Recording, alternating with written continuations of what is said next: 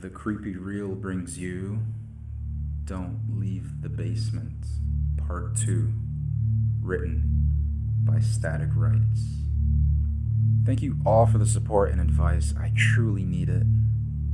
Some of you were telling me that I should stay put and that I can survive for about a month down here without food. I'm not quite sure if I can though, as all I have to drink are a few drops of beer left behind in the bottom of the aluminum can strewn across the floor by my uncle. I've also been trying to learn from Uncle Ted's mistakes by reading the comments on his post.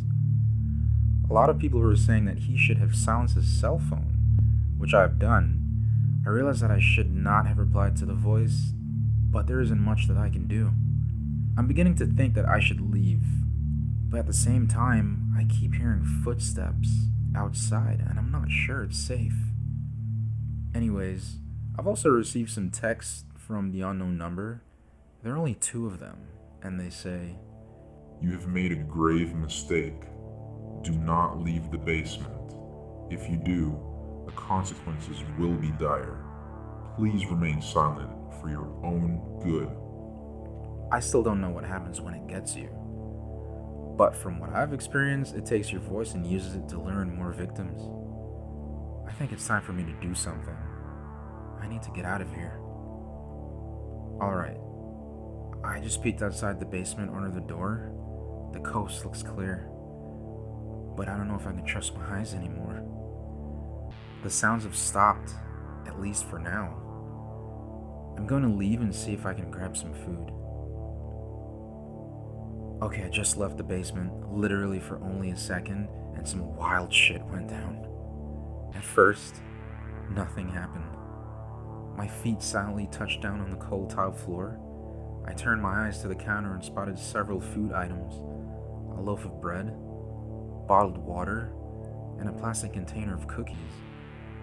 I greedily snatched them up and took another step into the kitchen. The silence was unbearable. I was on edge, and I wanted this to be over. I didn't think I could risk running for the door, and thank God I didn't try it.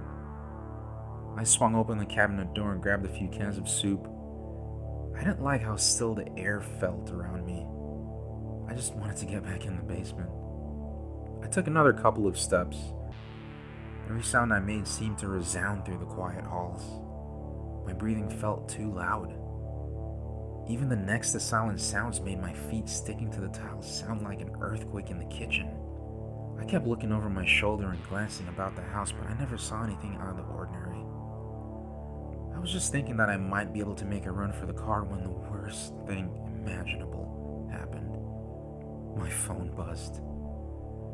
I had it on vibrate, but in the almost deafening silence it rang out like a gong. I froze. A shudder ran through my body. I began to turn around, heading back toward my safe haven, the basement. Shit.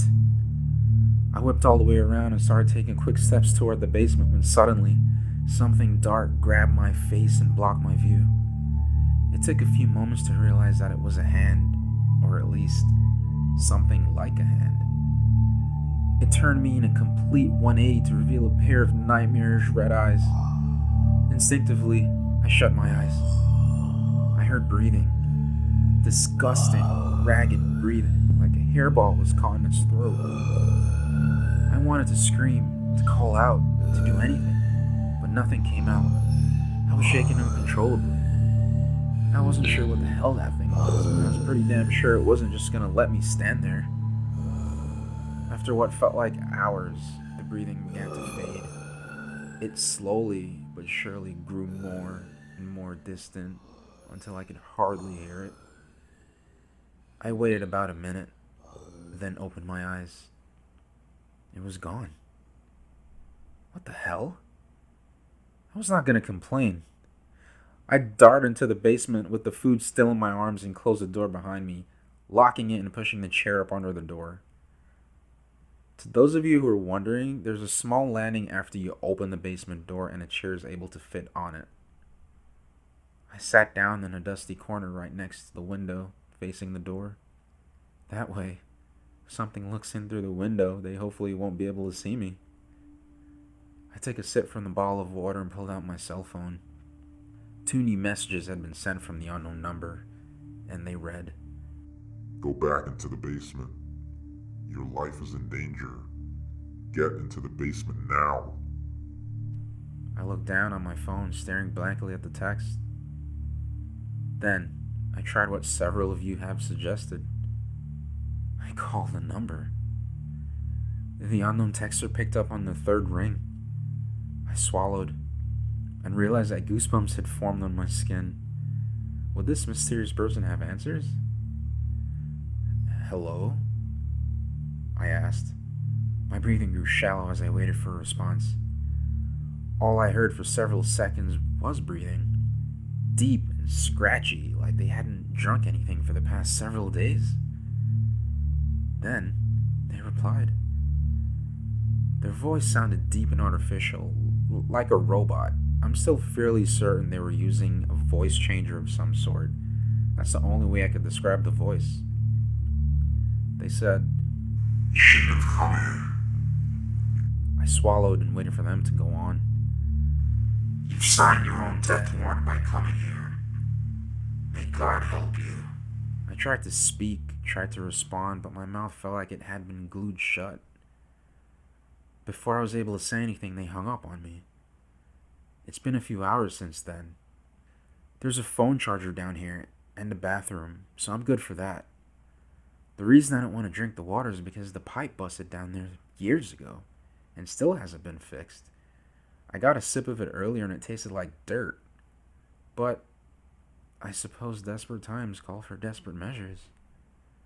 Thanks again for the advice. I need everything I can get. This is Mark Harrison, signing out.